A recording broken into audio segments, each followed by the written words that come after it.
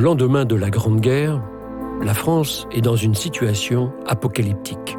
1 397 000 morts. Parmi les blessés, 1 100 000 ont une invalidité permanente. 65 000 combattants sont amputés. 15 000 sont blessés de la face.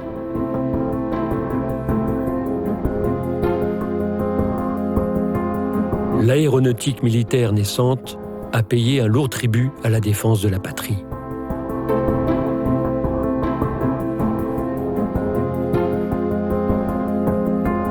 Dans le plus extrême dénuement, les veuves devenues chefs de famille doivent faire face à tout.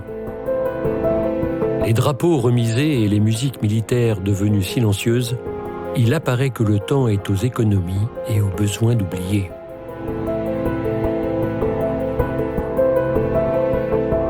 Le traumatisme de la guerre, suivi des nombreux accidents civils et militaires, la mise à l'écart des enfants de la patrie qui se sont sacrifiés et de leurs familles, voilà le ferment qui a conduit un petit groupe de grands blessés à fonder les Ailes brisées, afin que soient secourues toutes les victimes de l'aviation, les blessés, les mutilés, ainsi que les veuves, les orphelins et les ascendants.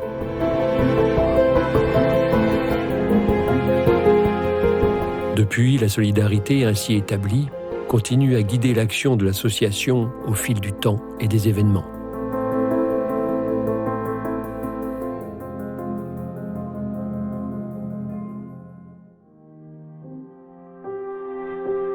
Depuis les origines de l'aviation, c'est l'action qui guide les professionnels.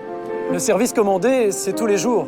Et tant qu'il n'y a pas de problème, les catastrophes, on n'y pense jamais. Pourtant, un jour, elles vous rattrapent, sans prévenir. Un collègue, un ami.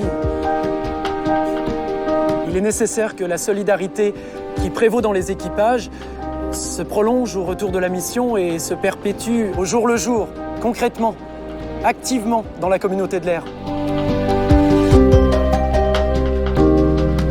Un officier en tenue est venu m'annoncer l'accident. La vie bascule d'un coup. Et dans ces moments-là, ce n'est pas seulement d'une bonne assurance dont on a besoin. Il faut continuer malgré tout à assurer matériellement et moralement.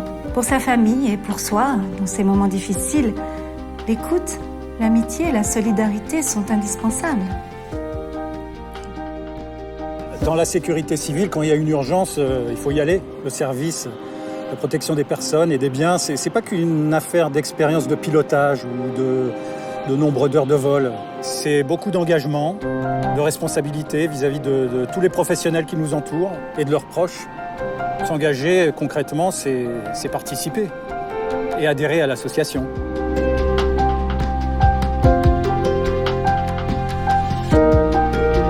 Il faut lutter contre le vide et la solitude qui s'installe très vite autour d'un événement comme ça. Il faut participer et partager pour s'apercevoir que si ma douleur n'est pas celle de l'autre, elle lui ressemble beaucoup. La solidarité n'est jamais aussi efficace que quand elle devient l'affaire de tous, et même de ceux que le destin ne frappera jamais. Nos métiers de l'aérien requièrent non seulement du sang-froid face aux situations d'urgence, la capacité à décider rapidement, l'obsession de la sécurité et du bien-être des passagers, autant de valeurs associées à l'attention portée aux autres. Par vocation, nous consacrons nos vies à cette grande aventure. Mais quand le destin frappe brutalement, notre devoir le plus évident est d'être solidaires de tous les professionnels et de leurs familles qui, comme nous, font de leur passion leur métier.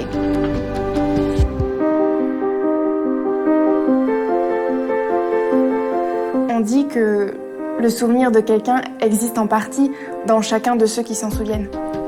Alors, plus on est nombreux à se souvenir, plus le souvenir est fort. Pour nous, les pupilles, les bourses d'études que nous alloue l'association nous permettent de nous réaliser. C'est un accompagnement qui nous rend l'absence plus tolérable et le souvenir plus vivace.